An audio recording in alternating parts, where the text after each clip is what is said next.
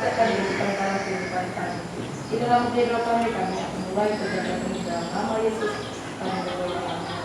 Jadi untuk acara selanjutnya ini kata sambutan kami persilahkan dulu kepada untuk menyambut tim seremoni tadi kan kita jadi kami persilahkan buat Bapak Yayasan singkat untuk menyampaikan kata-kata untuk menyambut tim seremoni.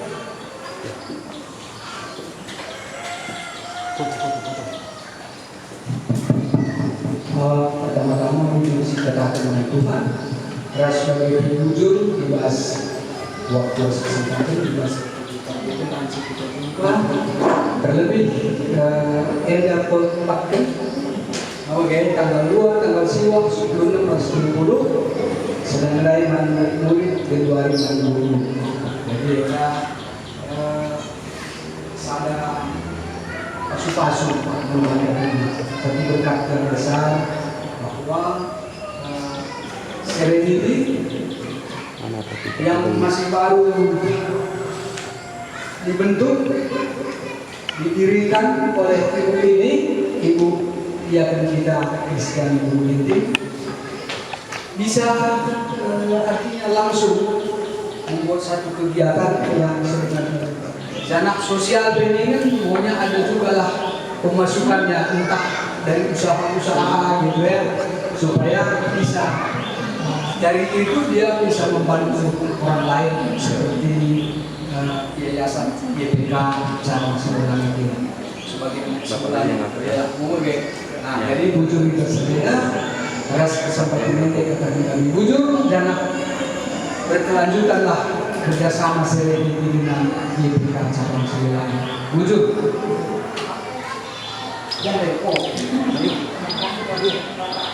Kami juga persilakan buat langsung saja buat Ibu Dian Kristiani untuk menyampaikan sepatah kata untuk motivasi kami dalam sebelum masuk ke tim Serenity selanjutnya. Kami persilakan.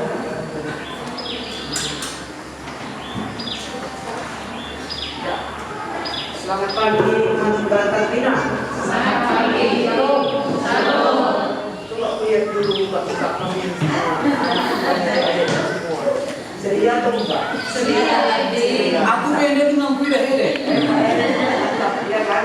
Jadi coba sebentar aja aku mau kasih beberapa usulan maupun tip. Jangan kita pegang dulu HP ya. Setelahnya mungkin kita kali konsentrasi. Aku Lameda baru ini ketemu sama kamu. Walaupun hari ini ada juga dalam tanda kutip agak kecewa. Kenapa? Menurut informasi yang didengar, kamu yang hadir sekitar 50 ke 55% menjawab. Harapan kami tadinya kamu bisa hadir paling tidak 80%. Lalu kalau ibu-ibu bekerja dengan baik, bukan saya bilang tidak baik, tapi ada maunya peningkatan dari segala sisi yang akhirnya kami tidak pemerhati berusaha semangat mencari para donatur yang baru. Sekarang ini belum ada donatur yang baru. Kenapa? Karena mereka belum mendengar gaung yang positif dari sekolah kita. Itu catatan pertama. Catatan kedua dari pemerhati ibu-ibu guru SMK. Awalnya kita buka SMK di sini, murid sinabung di sini ada setiap tahun 10 orang sampai selesai 3 tahun jadi 30 orang dari sinabung sekitar. Itu dananya semua dari dana sinabung dari Jerman. Jadi karena saya juga bendahara sinabung, saya mengkolektif modal lalu saya kirim ke sini. Jadi semuanya sampai biaya asrama, semuanya biaya makan, biaya sekolah, semua di-handle oleh biaya dari sinabung itu. Artinya ini juga harus jelas sama ibu-ibu. Ini pemerhati apa sih kerjanya? Kami nggak pernah merasakan mungkin seperti itu ya. Jadi ke depan apa yang mau kami harapkan? Inilah yang ada hubungannya dengan Serenity. Ini yang kedua. Kenapa Serenity kami plot ke Masehi dulu? Kami di launching 25 September. Baru 1 bulan lewat 1 minggu. Kenapa target kami yang pertama masih ini? Ya mungkin saya melihat bagaimana situasi sekolah kita, baik dari sisi murid yang masih minim maupun guru-guru yang kalau saya melihat belumlah semaksimal ibu-ibu dan bapak-bapak luangkan waktunya untuk sekolah ini. Jadi tadi saya dengar sekelumit lagu Mas Guru, masih adakah kita di dalam? Kira-kira seperti ini. Masih adakah kita di dalam lagu itu? Masih mengenakah kita sebagai guru? Ya. Kami Serenity, target pertama Mas Endi, ini yang keempat, bukan nggak punya tujuan. Bukan tujuan mau memanfaatkan sekolah ini, tidak. Puji Tuhan, Serenity sesudah di launching sampai hari ini lebih kurang ada 100 yang membaca, 1000 ya, lebih kurang 1000 yang membaca website kita.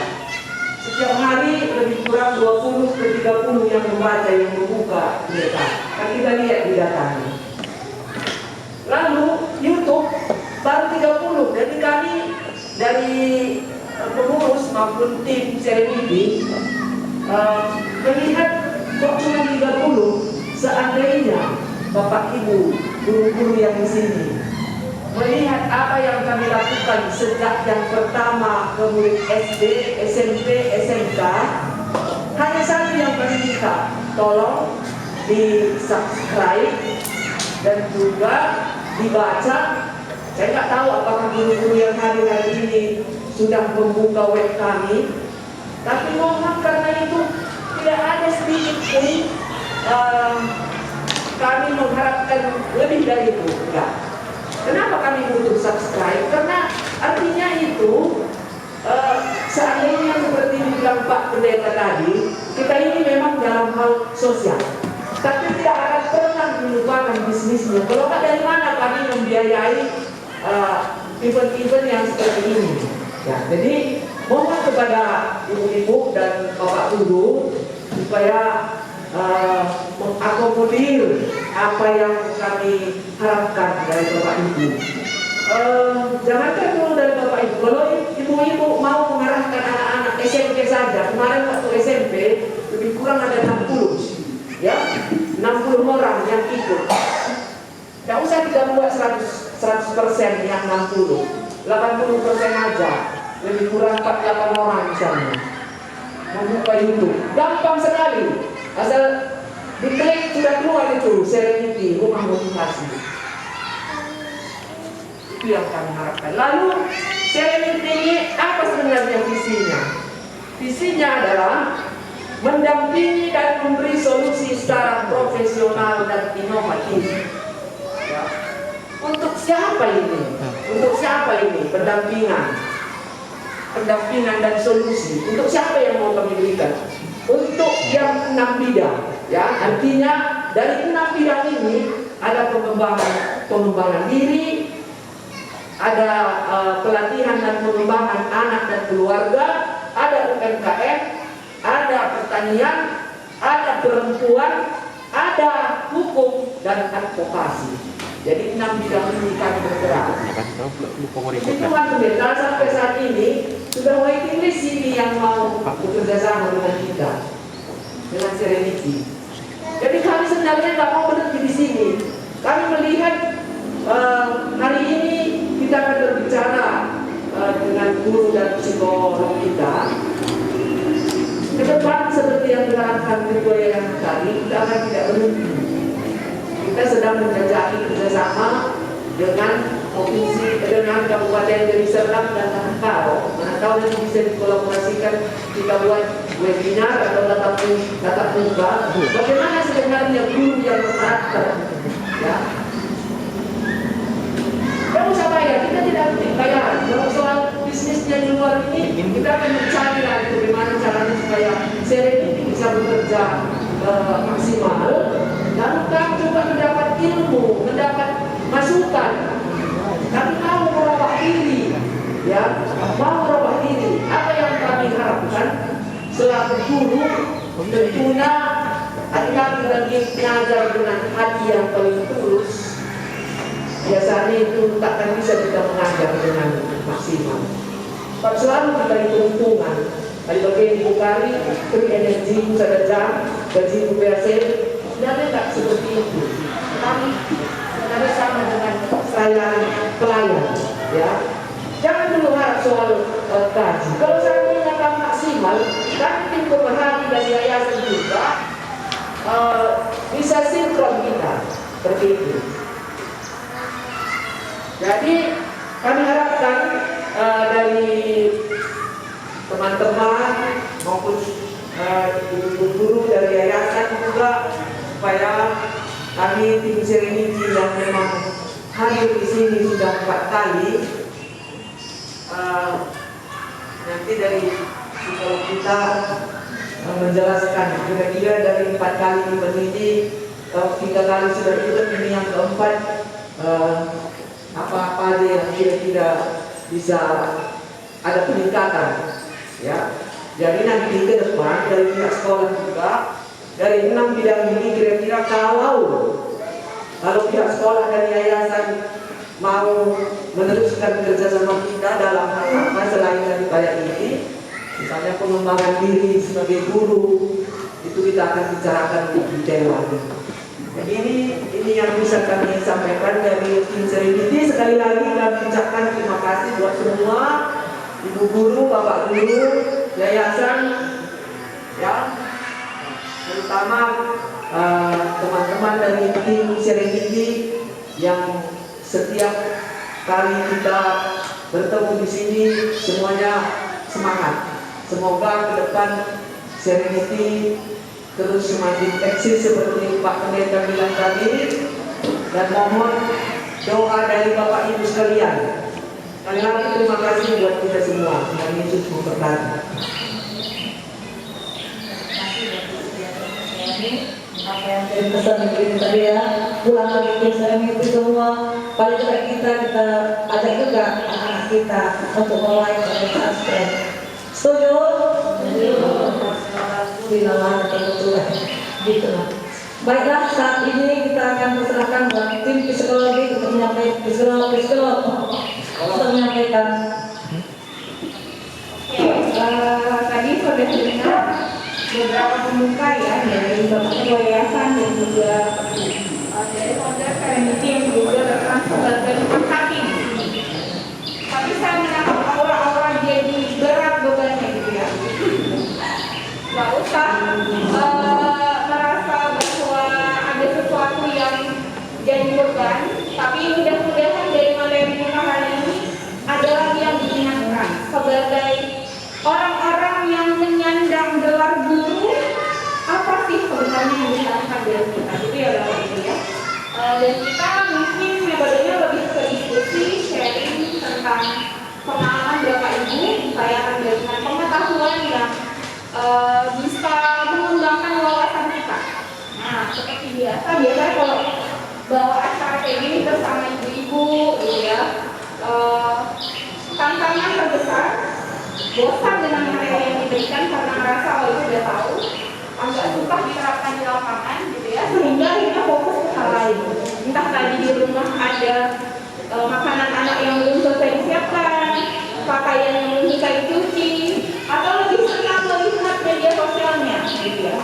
Jadi kita buat aturan dulu selama materi ini akan berlangsung. Saya harapkan Bapak Ibu tidak fokus pada hal lain, khususnya untuk handphone bisa ditinggalkan dulu, kecuali ada hal-hal yang memang sangat penting.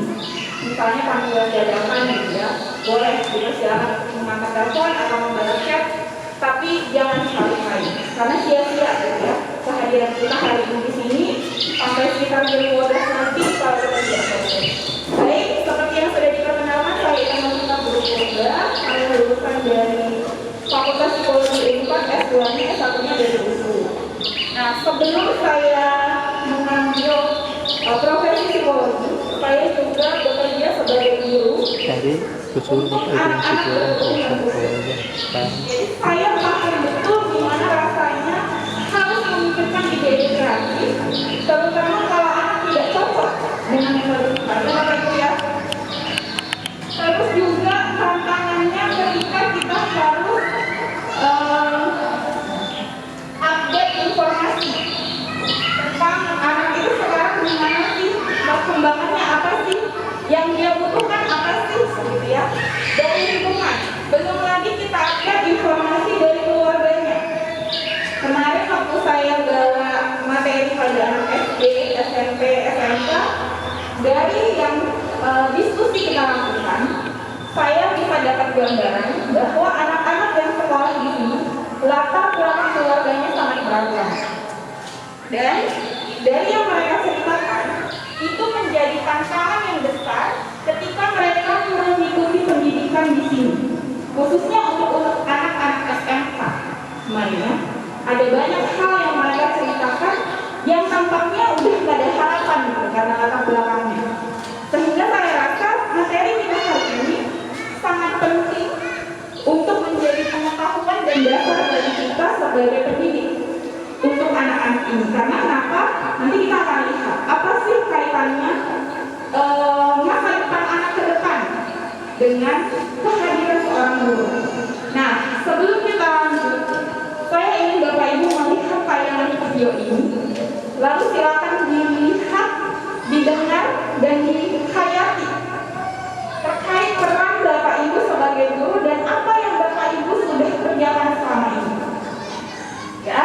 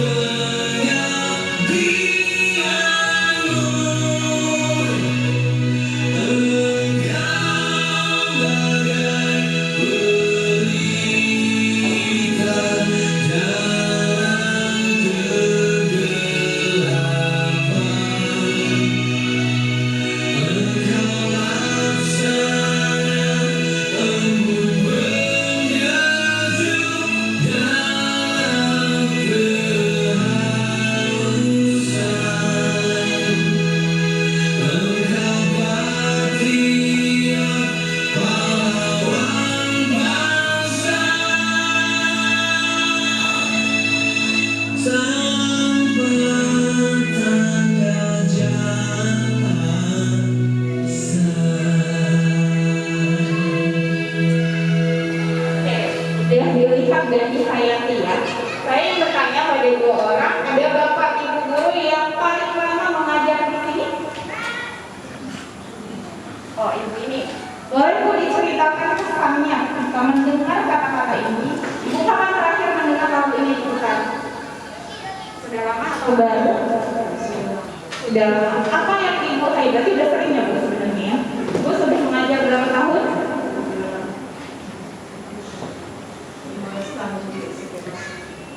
15 tahun ya. Dari pengalaman itu 15 tahun mendengar lagu ini diputar kembali, melihat tadi cuplikan videonya, apa yang ibu rasakan? Yang saya rasakan, saya mendengar itu memang selalu kalau mendengarkan kino. Baru yang saya perhatikan,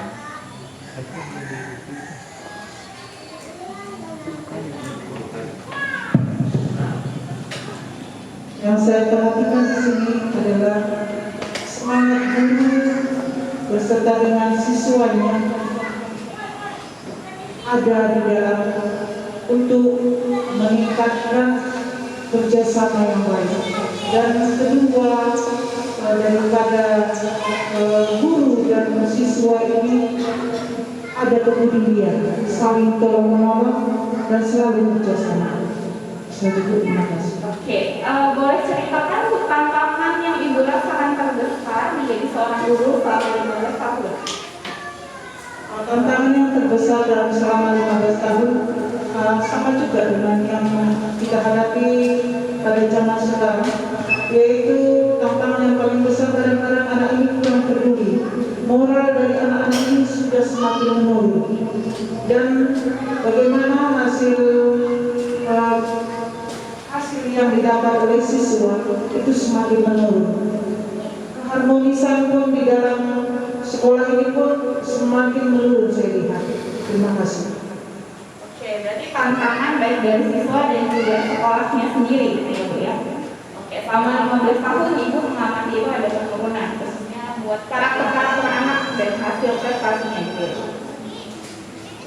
Kalau prestasi anak-anak saya lihat yaitu ada juga menurun, tidak selalu menurun, tapi statusnya naik turun. Ya, ada juga pertama sekali kalau kebaikan yang saya lihat yaitu masa periode daripada kepala sekolah kita ini yang baru selama tahun ini 6 tahun ini banyak sekali perubahan yang saya lihat. Perubahan terutama dalam bentuk bangunan, kedisiplinan itu juga saya lihat adalah meningkat. Tapi karakter anak ini mungkin bawaannya dari rumah sampai di sekolah ini itu menjadi kebiasaan. Jadi kita bukan untuk melihat bahwa anak itu kurang mampu, bukan anak itu kurang pintar, tetapi itu adalah tugas guru. Terima kasih. Oke, terima kasih Bu. Dengan ibu siapa Bu? Ya, saya dipanggil siapa di sekolah? Ibu RD. Ya, oke. Itu dari Ibu RD, guru yang paling lama di sini. Guru yang termuda, yang masih baru mengajar beberapa tahun mungkin. Oke, boleh diceritakan pengalamannya melihat video tadi?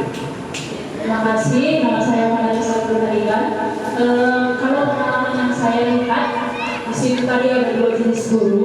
Yang pertama, guru yang sudah lama mungkin, yang tadi bapak-bapak yang sudah tua, dan yang satu lagi guru yang masih muda, yang perempuan tadi dan yang laki-laki Madinah itu. Jadi saya melihat ada dua jenis guru di situ. Yang pertama itu guru yang sudah lama hanya memberikan sebuah materi begitu ya. Dan juga guru yang kedua tadi banyak aksinya begitu. Jadi akan selalu ada sesuatu yang baru dari guru-guru yang baru juga untuk suatu pembelajaran begitu ya. Itu yang saya lihat dari video singkat yang sudah diberikan. Terima kasih. Oke, boleh diceritakan tuh tantangannya menjadi guru baru? Kalau saya sebagai guru baru, yang pertama dulu dalam hal pendekatan diri gitu. Yang pertama-tama dulu saya dulu, dan juga harus menyesuaikan diri terhadap siswa-siswa yang sudah ada di sini. Itulah dia. Oke, baik. Terima kasih, Ibu. Tepuk tangan dulu dua-dua Ibu. Baik, kita akan lihat lebih lanjut. Tadi sudah diceritakan pengalamannya. Juga kita sudah lihat layanannya. Mudah-mudahan ini mengingatkan kita lagi tentang kenapa sih dulu kita memilih ada di sini, ya Bapak Ibu. Kita akan lihat apa sih pandangan orang-orang sebenarnya tentang guru. Nah, sebelum kita melihat lebih lanjut, apa sih sebenarnya peran kita sebagai guru dan siapakah kita guru itu, gitu ya? Kita akan lihat dulu gimana sih lingkungan kita sekarang. Tadi kalau Ibu RD bilang tantangannya sekarang terasa karakter anak rasanya berbeda. Tantangan yang ada di rumah, kondisi rumah, ternyata itu dibawa juga ke sekolah. Nah, lebih luas dari itu, sebenarnya kita sedang berada di zaman yang disebut globalisasi. Kenapa ini penting kita ketahui? Karena tanpa disadari, sebenarnya ini mempengaruhi perkembangan anak-anak kita saat ini. Karena hidup di lingkungan, di dunia, di masyarakat yang memang sedang mengalami ini. Apa sih globalisasi itu? Mungkin Bapak Ibu sudah pernah dengar ya yang disebut globalisasi. Globalisasi itu adalah adanya satu penyatuan, gitu ya. Berbagai budaya, berbagai nilai, berbagai batasan-batasan yang selama ini ada antar negara itu sudah dihilangkan, sehingga ada penyatuan global dari satu negara, satu benua ke benua atau negara lainnya untuk menjadi masyarakat dunia. Gitu. Jadi nilai-nilai yang dianggap di Indonesia dulu tabu, di Amerika tidak. Sekarang kita lihat di Indonesia pun sudah tidak dilihat tabu. Misalnya, kalau anak remaja di kita dari dulu dibilang tidak boleh pacaran. Kalau pacaran mereka biasa sembunyi-sembunyi, gitu ya. Di dunia barat, di usia remaja itu sangat wajar mereka sudah pacaran. Sekarang Bapak Ibu bisa lihat ya anak SMP bahkan SD. Kalau kemarin kita ikut kegiatan SD itu sudah ada yang pacaran. SMP, SMA dengan terbuka bisa berani bilang bahwa aku pacaran. Itu salah satu bentuk kecil terjadinya globalisasi. Batasan-batasan yang dulu kita lihat itu sebagai budaya, sekarang sudah tercampur dengan budaya lain. Kalau dulu orang Karo itu paling tidak boleh berdua dengan bapaknya ya, anak perempuan. Sekarang boleh, bebas. Itu globalisasi. Nilai-nilai yang kita miliki tercampur dengan nilai lain. Kenapa? Karena dunia semakin berkembang. Awalnya diawali dengan perkembangan ekonomi, tapi ternyata dilihat itu berdampak ke seluruh aspek kehidupan. Kalau dulu saya ingat kita belajar sejarah, Indonesia juga berkembang karena ada perdagangan ya, dari India, dari Cina. Nah itu juga yang sedang terjadi sekarang. Nilai-nilai yang dibawa dari negara lain masuk ke negara kita. Nah masalahnya kita siap atau tidak, gitu ya. Kalau kita tidak siap, maka nilai-nilai positif yang kita punya itu tidak bisa dipertahankan, hilang. Nah, mari kita lihat next. Ini ya gambaran peta dunia secara simpel, sederhana. Dari berbagai negara bisa masuk ke negara lain, meskipun ada aturan gitu ya, tapi sangat bebas, asal aturan itu dipenuhi. Karena itu kita sudah hilang batasan waktu, hilang batasan jarak, kemudian juga bahasa, anak-anak TK sekarang udah bisa bahasa Inggris, udah jago. Mereka dengan bahasa itu akan bisa kemana saja. Kemudian juga ideologi yang tadi, prinsip-prinsip dari satu negara bisa dipengaruhi oleh negara lain, sehingga semuanya tercampur yang mempengaruhi kehidupan kita. Nanti akan kita lihat lebih lanjut contohnya. Yang tadi saya bilang terutama di awal itu terkait ekonomi, tapi kemudian berkembang. Dilihat itu mempengaruhi seluruh aspek kehidupan, sosial, pendidikan, semuanya. Nah, ternyata berdasarkan penelitian dilihat ketika Ketika kondisi global ini terus berkembang, mempengaruhi perekonomian, ada pertanyaan, bagaimana akhirnya dunia pendidikan, aspek pendidikan bisa mengembangkan sumber daya manusia yang siap menghadapi perubahan global tadi. Nah, disinilah yang menjadi peran guru. Kenapa? Karena yang berdiri di depan mengajarkan anak-anak pengetahuan, nilai moral, karakter, itu adalah guru. Walaupun tadi Bu RP bilang ya, keluarga itu gak bisa lepas. Contohnya di pandemi, ketika sekolah online banyak orang tua yang mengeluh karena harus menggantikan peran guru. Nah, kita